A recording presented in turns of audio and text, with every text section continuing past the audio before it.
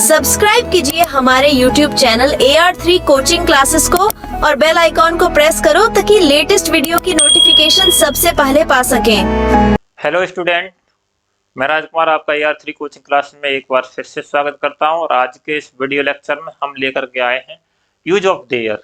इसका प्रयोग पढ़ेंगे यूज ऑफ देयर। इससे पहले जो वीडियो लेक्चर था उसमें हमने क्लियर कर लिया था तुम्हारा यूज ऑफ इट। ठीक है, अगर आपने वो वीडियो लेक्चर नहीं देखा है तो उससे अवश्य देखें, क्योंकि बहुत अच्छी तरीका से मैंने जितने भी इट के प्रयोग थे सारे बताए थे कि इट का प्रयोग कहाँ कहाँ करते हैं और कहाँ नहीं करते हैं। ठीक है, तो अब इस वीडियो लेक्चर में हम पढ़ेंगे देयर का प्रयोग। तो देयर का प्रयोग कहाँ पर होता है ना। तो देयर का प्रयोग के बारे में पढ़ेंगे, देयर का प्रयोग। तो स्टार्ट करते हैं लेक्चर के use of their, use of their या देयर का प्रयोग। अगर आप अपने नोट्स साथ ही साथ बना रहे हो तो बहुत ही बेटर नोट्स होंगे जो आपके लिए बहुत अच्छे तरीके से उपयोगी भी होंगे, जो बोर्ड एग्जाम हो चाहे आपके कॉम्पिटिटिव एग्जाम हो। क्योंकि मैंने जो वीडियो लेक्चर बना रहा हूँ इंग्लिश पर वो for all board exam and उसके साथ कॉम्पिटिटिव एग्जाम्स के लिए इम्पोर्टेंट है। ठीक है, तो आप अपने नोट्स बनाते रहिए, जिससे आप चाहे तो कॉम्पिटिटिव एग्जाम दें, चाहे आप इससे पढ़ करके अपनी ट्रांसलेशन मजबूत करें और जो कि बोर्ड एग्जाम में जरूरत पड़े उसके लिए। तो आप जुड़े रहें चैनल से। अगर चैनल को सब्सक्राइब नहीं किया है तो कर लीजिए भाई। तो देयर का प्रयोग कहाँ करते हैं, ठीक है। तो देयर एक अर्थहीन सब्जेक्ट के रूप में भी प्रयोग होता है जहां जिसका कोई अर्थ नहीं निकाला जाता, ये बात याद रहनी चाहिए। तो देखो देयर की दो कंडीशन बता रहा हूं जहां इसका प्रयोग करते हैं, और ये दोनों याद रखना, ठीक है। अब वैसे तो एक ही जो कंडीशन बताऊंगा अपने आप देयर को छाटना सीख जाओगे कि देयर का प्रयोग कहाँ करते हैं, सिर्फ एक ही बार में। ठीक है, जैसे देखो, जिन वाक्यों में कर्ता क्रिया के पास होता है, बहुत अच्छा नियम है ये। जिन वाक्यों में कर्ता क्रिया के पास होता है उन वाक्यों का अनुवाद करते समय देयर का प्रयोग करते हैं, या देयर को सब्जेक्ट बनाया जाता है। क्या बनाया जाता है? देयर को सब्जेक्ट। अब कैसे मालूम पड़े, देखते हैं। जैसे एक राजा था, अब मैं तुमसे पूछूं कौन था, अरे सब्जेक्ट से कौन था या किसने से सब्जेक्ट निकालते हैं, कौन या किसने से प्रश्न करने से। तो कौन था? तो राजा था, है ना। तुम कहोगे राजा था, एक राजा था। तो यहाँ पर एक राजा था, ये उत्तर में जो मिला ये हमारा सब्जेक्ट है। अब राजा था जो कहाँ है? क्रिया, क्रिया था है उसके पास में, उसके पास में जब कर्ता क्रिया के पास हो। मैंने कहा जब कर्ता क्रिया के पास हो, तो ऐसी सिचुएशन में हम क्या करते हैं? देयर को सब्जेक्ट बना लेते हैं। और देयर यहाँ पर अर्थहीन सब्जेक्ट होता है, देयर का कोई अर्थ नहीं निकालते हैं। जैसे देखो, there was a king, there was a king. दूसरी बात, एक राजा था, यहीं पर मैं कहूं एक भेड़िया था, है ना, एक भेड़िया था। तो कैसे बनाओगे आप? तो देयर वाज ए वॉल्फ। तो यहां पर देख रहे हो देयर को सब्जेक्ट ही बना रहा है। या किसी गांव में एक व्यक्ति रहता था, या एक वृद्ध व्यक्ति रहता था। अब मैं पूछूंगा कौन रहता था, जैसे एक और उदाहरण ले सकते हैं कि किसी गांव में एक वृद्ध पुरुष रहता था।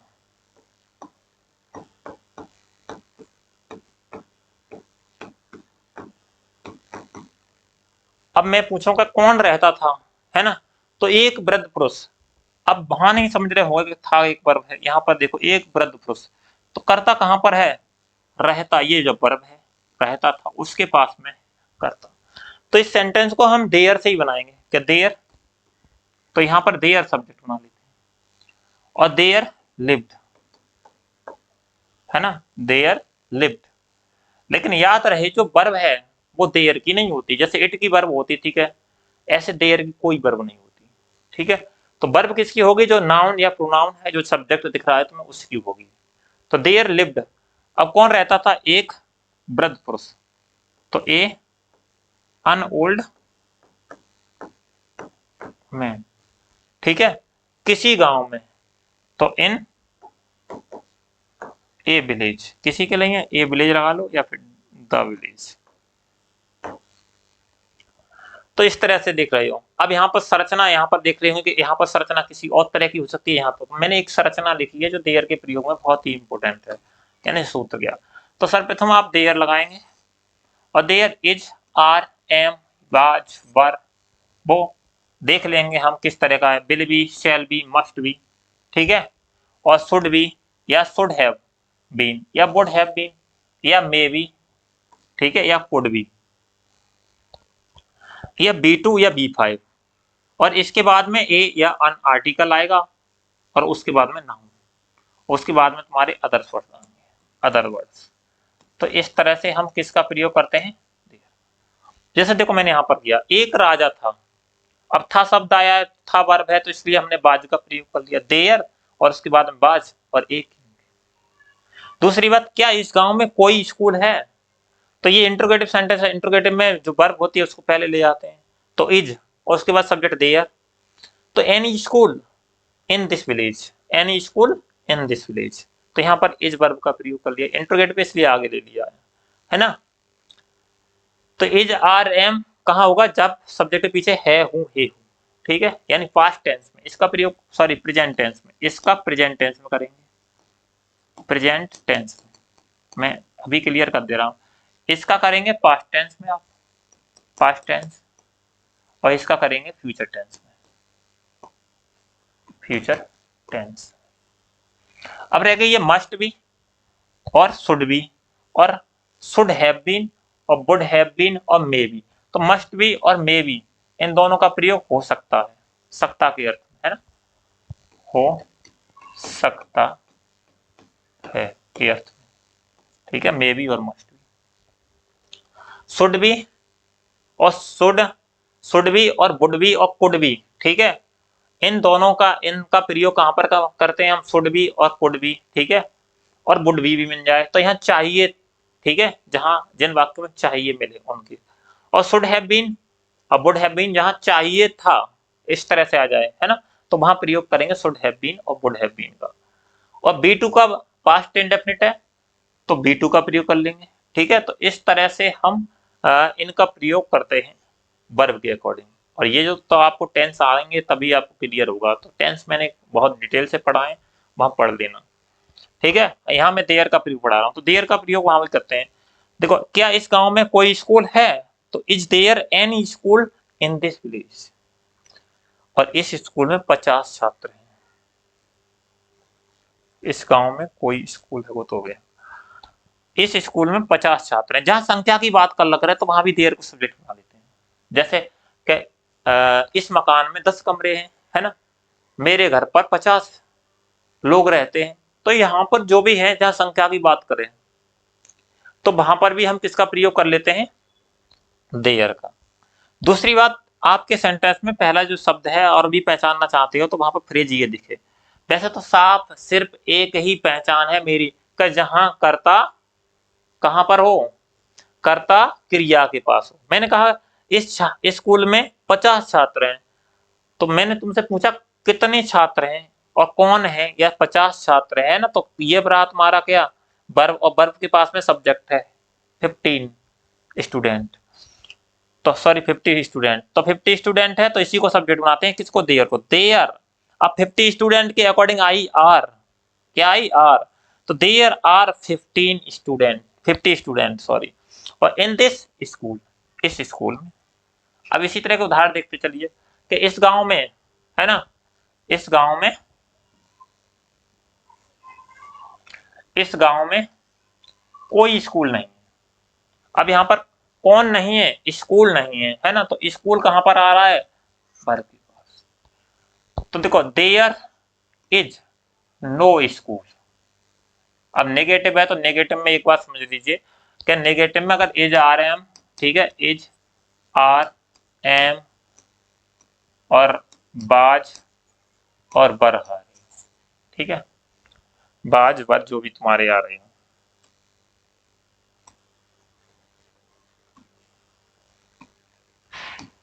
बाज, अरे फिर गलती हो रही है,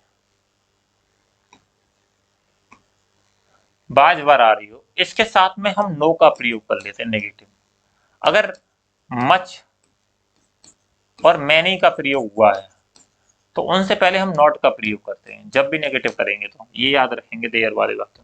जैसे कह रहा है इस गांव में कोई स्कूल नहीं, तो देयर इज नो स्कूल, और इन दिस विलेज, अगर यहाँ पर लगाते कि एनी, तो नॉट का प्रयोग कर लेते, there is not any school in this village, ठीक है। तो there is no school in this village, ठीक है। अगला है कि जंगल में एक शेर रहता था, और इसका भी प्रयोग जैसे मैंने बताया था कि आप पीछे से करते रहिए, देयर को सब्जेक्ट बना दीजिए। देखो देयर, अब रहता था, अब रहता था तो यहां पर लगा दीजिए लिव्ड।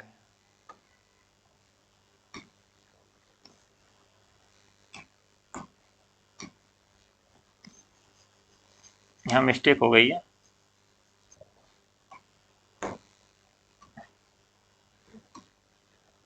देयर लिव्ड, क्या लगाएंगे, वर्ब। देयर लिव्ड, उसके बाद नाउन से पहले आर्टिकल देखो है, और इन फॉरेस्ट, यानी ऐसे बनाते जाओ, पहले आप देयर लगा लीजिए, उसके बाद इधर की ओर बढ़ते चले जाइए। रहता था, क्या रहता था, एक शेर, कहाँ रहता था, जंगल में, है ना। आ रहा है ना आसान, there lived a lion in forest. अब देखो यहाँ पर अयोध्या में दशरथ नाम के राजा राज्य करते थे, अयोध्या में दशरथ नाम के राजा राज्य करते थे, तो देयर, अब राज्य करना रूल्ड, क्या लगा दी, रूल्ड वर्ब। अब फिर आगे और बढ़ जाइए, किसके, दशरथ नाम के राजा, तो a king named Dasharath, a king named Dasharath over Ayodhya, Ayodhya पर, ठीक है। अयोध्या पर कौन राज करते थे, तो दशरथ नाम के राजा राज करते थे। किसी जंगल में एक शेर रहता था, इस तरह के सेंटेंस भी इसी में आते हैं। अब देखो इस कमरे में कुछ कुर्सियां होनी चाहिए, है ना। चलो मैं ये भी बनवा दे रहा हूं, इधर लिखें, किसी जंगल में, किसी जंगल में एक शेर रहता था,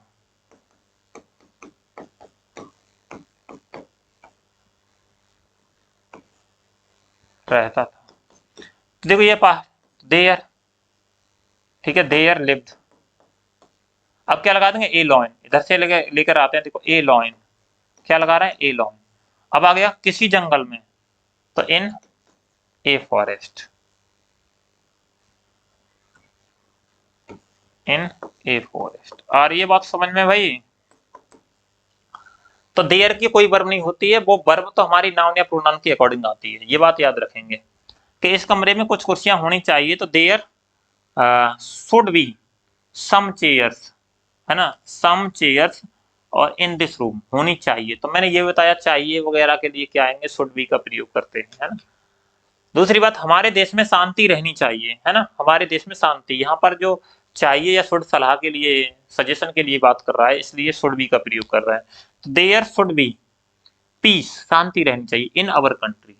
देखो यहाँ पर देयर का लिया, और देयर मतलब रहनी चाहिए, तो शुड भी ले आया। अब क्या रहनी चाहिए, शांति, तो शांति की पीस लगा दी, और हमारे देश में तो इन अवर कंट्री। आ रहा है आसानी समझ में। हम लोगों के बीच समझदारी रहनी चाहिए, है ना। अब देखो यहाँ पर देयर लिख दिया, उसके तरह रहनी चाहिए, तो मस्ट, किसका कर दिया, मस्ट बी का यूज। अब मस्ट बी के बाद क्या रहनी चाहिए, समझदारी, तो समझदारी के लिए अंडरस्टैंडिंग ले आए। अंडरस्टैंड किसके लिए, हम लोगों के बीच में, तो अमोंग अस, ठीक है, हम लोगों के बीच में।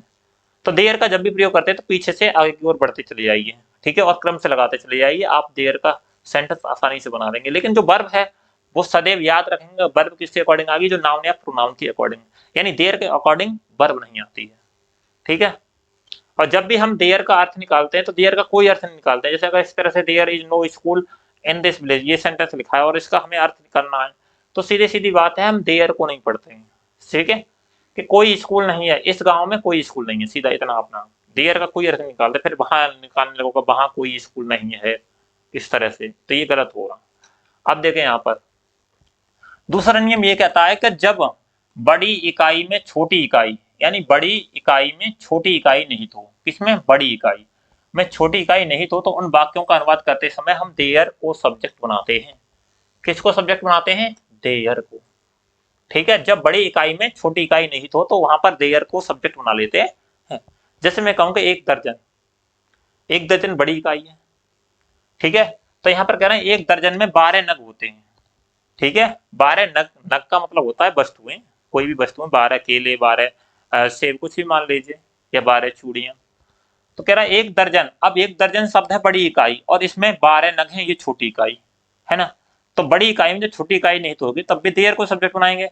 जैसे देखो देयर आर, अब आर क्यों आया, तो 12 नग्स, 12 यानी 12 आइटम्स, इसके अकॉर्डिंग आर आया है ना। तो there are 12 items in a dozen, 1 दर्जन में, ठीक है, इन ए डजन। बनाने का तरीका वही है कि देयर को सब्जेक्ट बनाइए और फिर क्या है होते हैं तो आर आ गई, और फिर क्या होते हैं 12 नग, तो उसके लिए 12 आइटम जो आ गई, और किसमें 1 दर्जन में, तो इन ए डजन।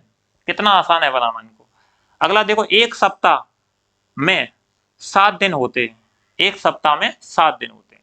अब हमने क्या किया, देयर सब्जेक्ट बना लिया। अब उसके बाद 7 दिन होते हैं, है ना, तो आर 7 डेज। अब उसके बाद हमने क्या, 1 सप्ताह में, तो इन ए वीक। तो क्या करते जाएं, इस तरह से आगे बढ़ते जाएं और लगाते जाइए आप, सीधे देयर का प्रयोग आराम से। अगला 1 रुपए में 100 पैसे होते हैं, है ना, 1 रुपए में 100 पैसे होते हैं। तो देखो हमने क्या किया, देयर लगा दिया सब्जेक्ट, और उसके बाद क्या किया, होते हैं तो आर लगा दिया। कितने, 100 पैसे, तो 100 पैसे, ठीक है। अब 1 रुपए में, तो एन ए रुपी, ठीक है, एन ए रुपी। बात आ रही है समझ में यहाँ तक। और 1 घंटे में 60 मिनट होते हैं। इस तरह से पूछ ले 1 घंटे में कितने मिनट होते हैं, तो आप कैसे बताओगे कि there are 60 minute in an hour. अब देखो यहाँ पर मैंने कैसे बनाया, तो सर्वप्रथम हमने देयर लगा लिया, और देयर लगाने के बाद में क्या किया कि होते हैं, तो होते हैं यानी ज्यादा है तो 60 मिनट्स होती हैं, तो 60 मिनट के लिए हमने आर लगा लिया। अब क्या होती है 60 मिनट, तो 60 मिनट लगा दी। उसके बाद 1 घंटे में, तो क्या लगा दिया, इन एन आवर। तो यानी देयर को सब्जेक्ट बनाइए और पीछे से चलते आइए और आप लगाते आइए, सीधे देयर का सेंटेंस बन जाएगा बहुत ही आसानी से। अगला है देयर का यूज एडवर्ब के रूप में। कहां और करते हैं देयर का यूज, एडवर्ब के रूप में। जैसे देखो, क्या मैं वहां बैठ सकती हूँ। अब यहाँ एडवर्ब है, तो एडवर्ब क्या होता है, जो वर्ब की विशेषता बताता है ना, जो वर्ब है उसकी विशेषता बताता है, तो एडवर्ब, ठीक है। जैसे वह धीरे धीरे दौड़ता है ना, तो इसमें धीरे धीरे क्या है बता रहा है, वर्ब की विशेषता दौड़ने की। इसी तरह से देखो यहाँ पर कह रहा है एडवर्ब के, क्या मैं वहां बैठ सकती हूँ, है ना, क्या मैं वहां बैठ सकती हूँ। तो देखो मे आई सिट, अब सिट कहाँ बैठ सकती है, बैठना की बता रहा है, वहां स्थिति है ना, देयर। ऐसे वहां 2 लड़के हैं, वहां 2 लड़के हैं, तो there are 2 boys, there are 2 boys. अब कहां पर हैं, वहां, ये नहीं कि यहीं हमने देयर लगा दिया, तो देयर आर 2 बॉयज देयर। तो यहाँ पर एडवर्ब की तरह काम कर रहा है कौन, देयर। तो देयर के यही प्रयोग थे, ठीक है। तो यूज ऑफ देयर मैं आशा करता हूं कि आपको अच्छी तरीके से समझ में आ गया होगा, ठीक है। अपने नोट्स बना लीजिए और उन नोट्स को रिवाइज करते रहेंगे, तो आप देयर का एक ही नियम, सबसे बेस्ट नियम, कि अगर कर्ता किसके पास हो, अगर कर्ता क्रिया के पास हो, तो उस सेंटेंस को बनाते समय देयर का प्रयोग करेंगे। कोई झंझट नहीं है, इट वगैरह क्या आता है, बच्चे कंफ्यूजन होते हैं कि इट आएगा देगा। आप सीधे जाइए कि वर्ब के पास में सब्जेक्ट है या नहीं, अगर है तो देयर से बना दीजिए, ठीक है। अगर सब्जेक्ट नहीं है तो सोच लीजिए और कुछ भी हो सकता है, या देयर हो सकता है या इट हो सकता है, तो ये बात। और दूसरा नियम मैंने क्या बताया था तुम्हें, कि जब बड़ी इकाई में छोटी इकाई निहित हो तब देयर का प्रयोग करते हैं। और तीसरी कंडीशन है देयर का यूज एडवर्ब के रूप में, तो एडवर्ब मतलब वर्ब के बाद आएगा, सीधी बात। तो अगर आपको हमारे वीडियो लेक्चर अच्छे लगते हैं तो लाइक कीजिए, चैनल को सब्सक्राइब कीजिए, और ज्यादा से ज्यादा वीडियो को शेयर कीजिए, जिससे बच्चों को लाभ मिल सके। और मिलते हैं हम नेक्स्ट लेक्चर में, use of has, have and had लेकर के आएंगे अब इस बार। तो thank you for watching full video.